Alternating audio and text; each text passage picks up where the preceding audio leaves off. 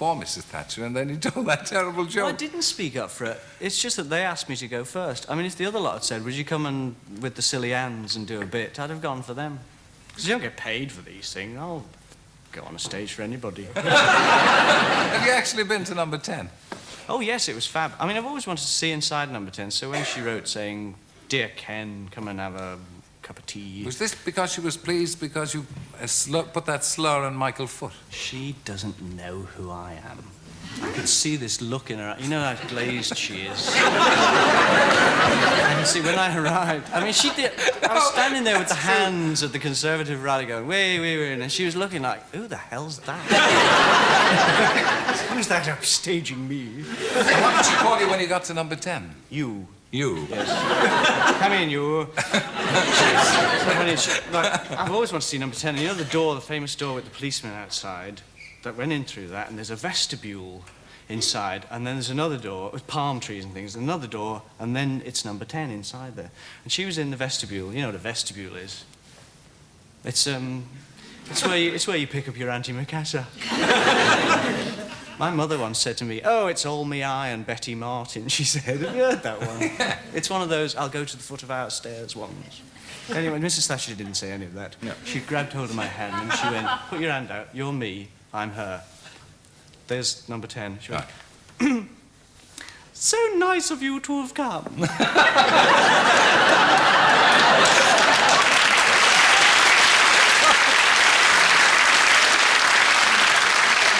Inside, it's like a dentist waiting room in Wigmore Street. Have you been inside number 10? You must have been. Yeah, we've all been. It's yellow flock wallpaper up to the ceiling, which is miles away. You're paying for this. And there's pictures of old prime ministers, Dusty Drapes, you know, a folk singer.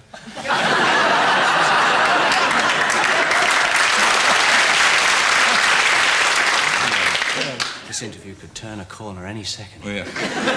I was in there, and there were smartly downhill. Waitresses in one of those little white bibs walking around with trays with things with sticks. Are you in. sure this was number 10 and not the Gaslight Club? This was it was a reception for showbiz personalities. I wasn't asked. I know. Things on sticks with little drinky poos walking around with trays. Would you like a drinky poo with a thing on a stick? And there were loads of them walking around in amongst these fab personalities. And I was sitting talking to somebody on the couch, blah, blah, blah, blah, blah, and I saw this woman out the corner of my eye and I said, "A glass of champagne." And it was Maggie. Oh, it's that bugger with the hands. But you see, the old unconventional Ken, would he have gone to number 10? Only for a have you visit. sold out, Ken?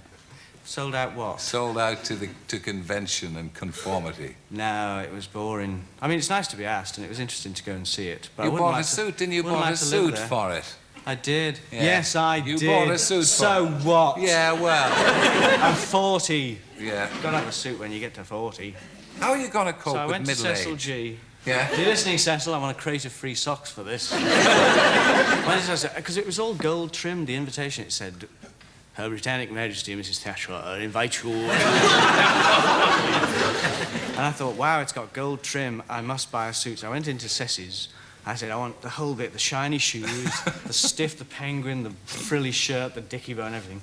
So they kitted me out, and then they said, "American Express, £500. So I thought, oh, golly, but I will need it in future, you know, when the Queen wants to see me. So I rang up number 10, the press office, the next day, and I said, "Right, I've got the suit." And they said, "Oh, no, it's jeans and T-shirt." But you got it for the middle age, and you've got it for your middle age, which is arriving smartly next Christmas, isn't it? Christmas Day. How will you cope? I think age is great, because David Attenborough it's David Attenborough that runs around the world.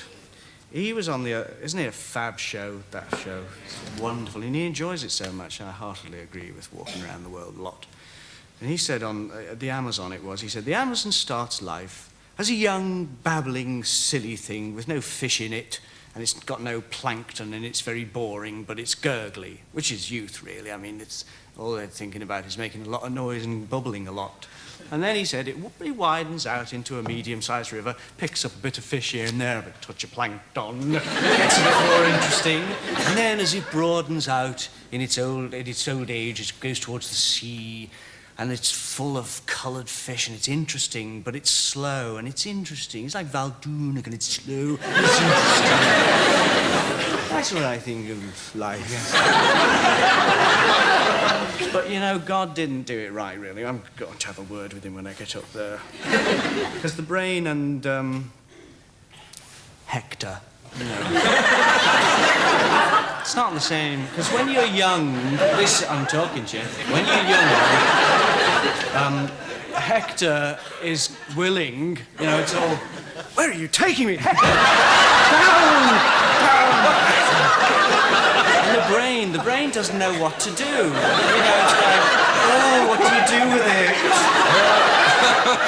So Hector's up here, the brain's down here. But when you get older and your river broadens out and gets interesting, then the brain is like, right, there's the chick for me. Or could it be that one? And you're all, woo. But Hector and the rest of you is all going...